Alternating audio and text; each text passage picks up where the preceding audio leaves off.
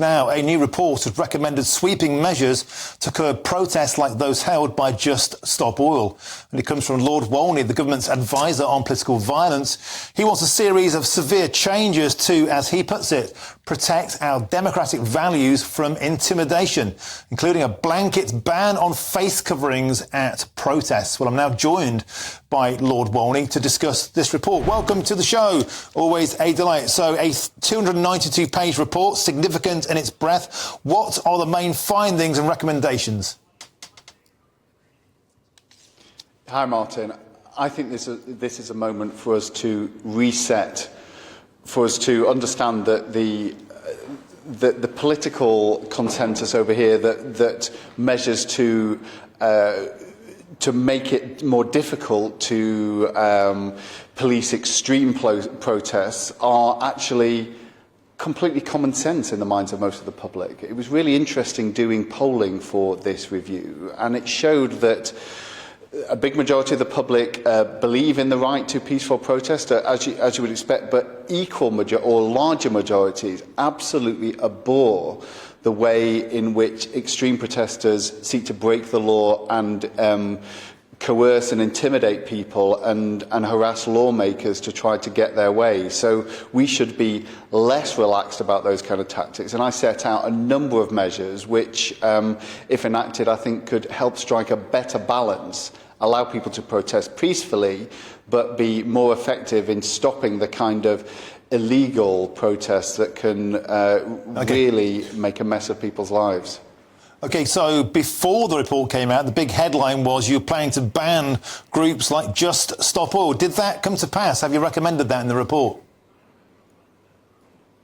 I've recommended that the government create a new mechanism that will allow them to look at extreme organisations who use criminal tactics as a matter of course to try to get their way, to be able to place restrictions on those organisations. So to make it more difficult, for example, for them to fundraise, for them to advertise on social media channels. At the moment, Just Stop Oil, for example, or Palestine Action, they are committing clearly criminal acts of either sabotage, of obstructing roads.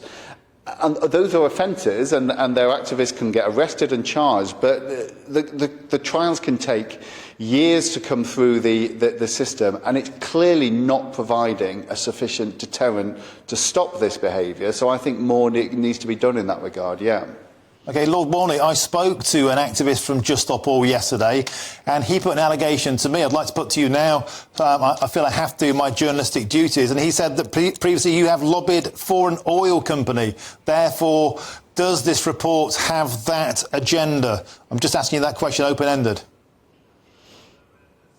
No, look, my interests are declared in Parliament in the usual way, but I've taken a great deal of time over this work. I mean, it's 100,000 words. It's 41 recommendations.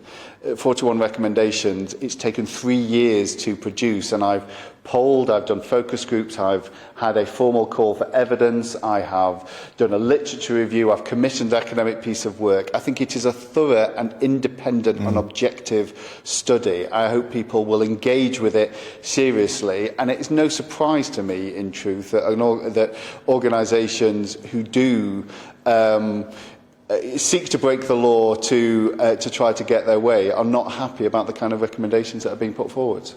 OK, it's a long report. I've been through it in as much detail as I could. There's something that leapt out at me in the conclusion, and that's from the Prime Minister, Rishi Sunak. He says this, I conclude rather unsurprisingly that there is a greater violent threat from the far right.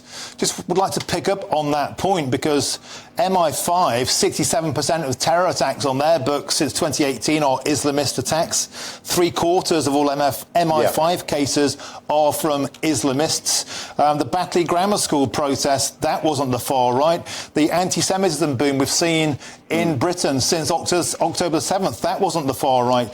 David Amos was murdered, not by somebody from the far right. Mike Freer forced out of politics by an arson attack. That wasn't the far right. Just Stop Oil, presumably, they're not the far far-right. Do you think that's a fair and accurate conclusion when we look at all the evidence in front of us?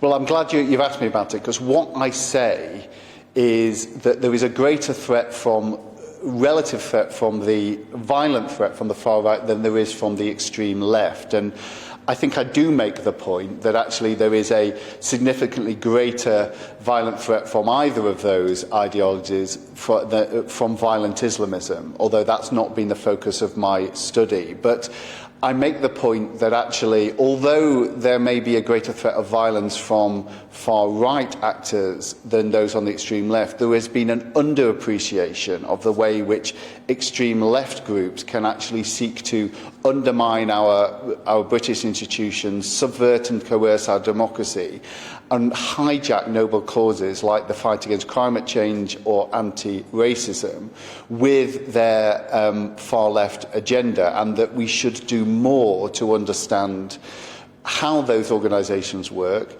the effective responses to them, and that's one of my recommendations to government.